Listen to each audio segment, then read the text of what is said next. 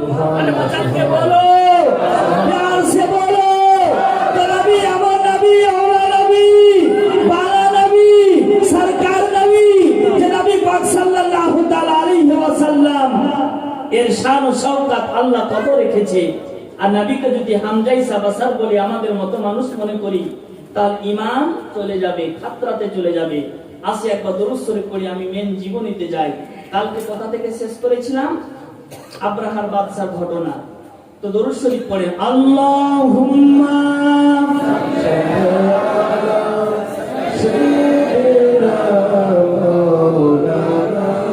মুহাম্মাদ ওয়া আলা আলি সাইয়্যিদিনা মুহাম্মাদ সাল্লু আলা মুহাম্মাদিন সাল্লু আলা মুহাম্মাদ হরদম जुबान से निकालो पाक नामे मुहम्मद अल्लाहुम्मा सल्ली अला सय्यिदिना मौलाना मुहम्मद व अला आले सय्यिदिना मौलाना मुहम्मद সাল্লাল্লাহু আলাইহি ওয়াসাল্লাম। নবীর দাদুর নাম কি? Abdul Muttalib. আসল নাম শাইবা। আব্দুল মুত্তালিব কাবা ঘরের তাওয়াফ করতে শুরু করেছে, কাবা ঘরের দেখভাল করতে শুরু করেছে। হঠাৎ করে নজর পড়ে গেল, একটা দল এসে বসে গেছে কাবা ঘরের পাশে। আর কাবা ঘরের পাশে বসে গেছে, আর সেই সময় আব্দুল মুত্তালিবের 400 উটকে তারা ঘিরে নিয়ে নিজের খিমাতে নিয়ে চলে গেল। আব্দুল মুত্তালিব পাগড়ি পরে আছে, জুব্বা পরে আছে, চলে গেল আব্রাহার বাদশার কাছে। বলে, আব্রাহার বাদশা, তুমি আমার উট কেন ধরেছো? কেন গো আমার উট ধরেছো? আমার উট কি ভুল করেছে? বলে, আব্দুল মুত্তালিব, আমি তো মনে করেছিলাম তুমি ঝগড়া করতে আসবে, তো তুমি তো নিজেই অবনত হয়ে গেলে, তো কি ঝগড়া হবে? যাও, তোমার উট নিয়ে চলে যাও। বলে, কিসের জন্য ধরেছে বলো? বলে, এই জন্য ধরেছি যে তুমি আমার সাথে ঝগড়া করবে। তো ঝগড়া শুরুটা কোথা থেকে করব এটা খুঁজে পাচ্ছিলাম না। ঝগড়াটা শুরু কোথা থেকে করব খুঁজে পাচ্ছিলাম না, তো তোমার উটকে ধরে নিয়েছি। বলে, কিসের জন্য, কিসের ঝগড়া? তোমার সাথে তো আমি কোনোদিন দেখা করিনি, তোমার জমির পাশে আমার জমি তো নাই যে তোমার সাথে ঝগড়া হবে। বলে, না, এই যে কাবা ঘর আছে না, আমি একটা কাবা ঘর বানিয়েছি, নকল কাবা ঘর, যাতে মক্কাবাসী লোকেরা ওখানে গিয়ে তাওয়াফ করে, এই কাবা ঘরে তাওয়াফ না করে।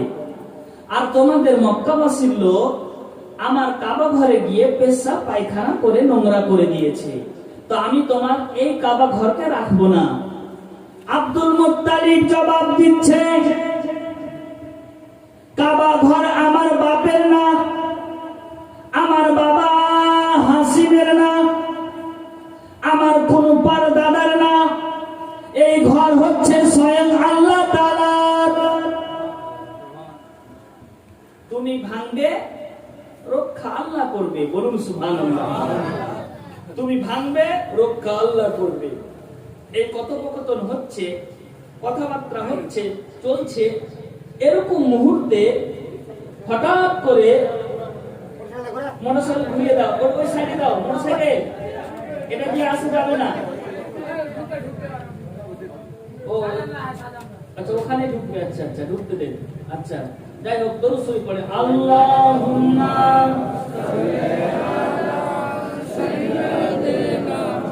মাওলানা মুহাম্মাদ ওয়া আলা আলি।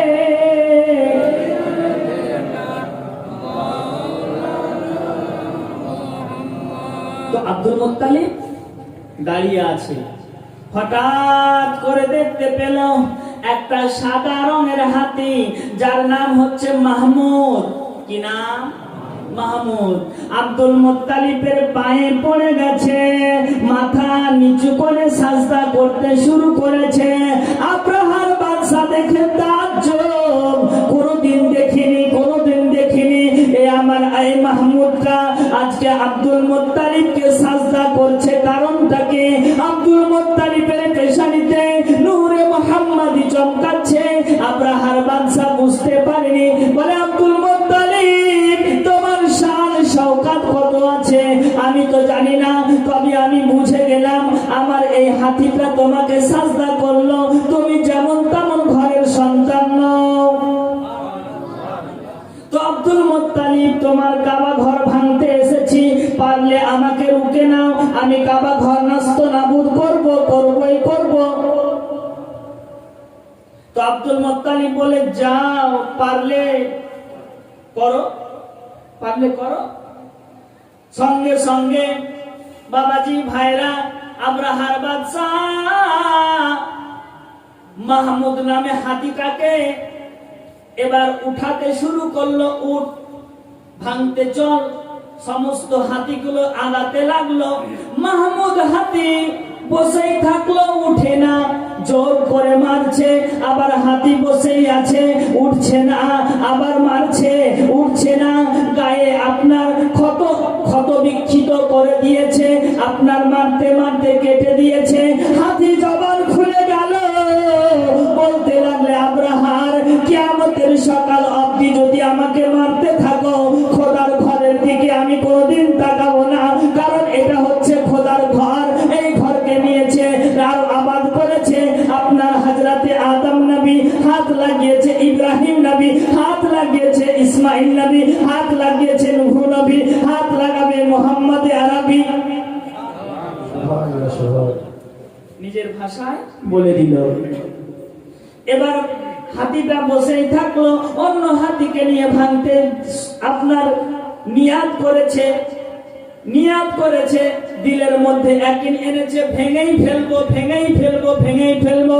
আল্লাহ বলে মাক্কি জীবনে আলাম তারা কাইফা ফাআলা রাব্বুকা বিআসহাবিল ফিল, ওগো নবী তুমি কি দেখোনি?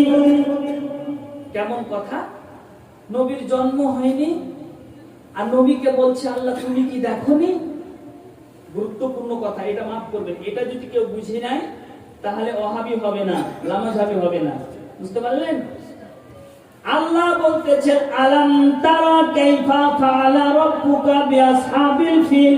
আলাম তারা, ও হাবিব তুমি কি দেখোনি হস্তি বাহিনীর সঙ্গে তোমার রব কি আচরণ করেছিল?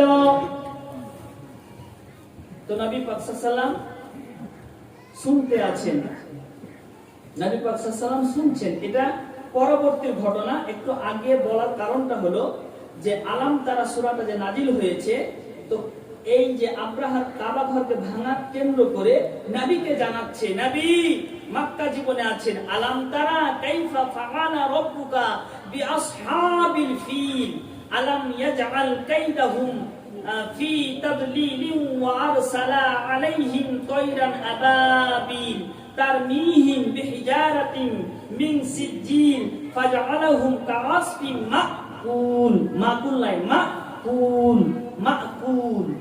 তো নবী দেখোনি তোমার দাদু ছিল? তো নবী তাহলে হাজির নাজির? নবী দুনিয়া আসেনি তার আগে থেকে নবী হাজির নাজির? নবী আপনি দেখেননি তোমার রব হস্তি বাহিনীর সাথে কি রকম আচরণ করেছিল? আরসালা আলাইহিম তায়রান আবাবিল, ছোট ছোট পাখিকে পাঠিয়েছিল, আর তিনটা কঙ্কর নিয়েছিল। একটা কঙ্কর ছিল ঠোঁটে, একটা কঙ্কর ছিল ডান পায়ে, একটা কঙ্কর ছিল বাম পায়ে। আর হস্তি বাহিনী যারা সৈন্যদল ছিল আব্রাহার বাদশার, মাথাতে টিক করে ছাড়তো, আর মাথা দিয়ে পেট, মাথা ভেদ করে পেট ভেদ করে আপনার পিছন দিয়ে বেরিয়ে যেত, তো আপনার ইতিহাস বলতেছেন, কোরআন বলতেছেন তাদেরকে আপনার পলু খাওয়ার মতো করে, পাতা যেমন করে খায় এরকম করে তাদের ভিতরকে জেরে জেরে দিয়েছিল। মাকুল কথার অর্থ হচ্ছে পলু যে পাত খায় না, তো পাতের সম্পূর্ণ খাই না। আমি দেখেছি, যদিও আমরা পুষি না, কিন্তু দেখেছি চতুর্দিককে জেরে জেরে খেয়ে নেয়। তো ওই যে আবাবিল পাখি ঝাঁকে ঝাঁকে আসলো, আর সৈন্য দলের মাথাতে একটা করে পাথর, তিনটা করে পাথর ছাড়ছে। তো এত তীক্ষ্ণ ইতিহাস বলছে যে একটা পাথর ছাড়ছে তো আর কোনো মানুষ উঠতে পারে না, সবাই মরে যাচ্ছে, একের পর এক সবাই মরে যাচ্ছে। কিন্তু ওই যে হস্তি বাহিনী আপনার হাতিদের প্রতি কোনো আচরণ করেনি, কারণ হাতিরা তো নিষ্পাপ, ও তো জানোয়ার। হাতি মরেনি, সব মানুষ মারা গিয়েছিল, আব্রাহার বাদশাহ মারা গেছিল। এবার শুনেন বাবাজি ভাইরা, আব্দুল মুত্তালিব কাবার দেওয়ালে আপনার পিঠ লাগিয়ে আল্লাহর কাছে দোয়া করতে লাগলেন, আল্লাহ এই ঘরটা আমার নয়, আমার বাবার নয়, আমি নির্মাণ করিনি, নির্মাণ করেছে ইব্রাহিম নবী, নির্মাণ করেছে আদম নবী, তুমি ঘর পাঠিয়ে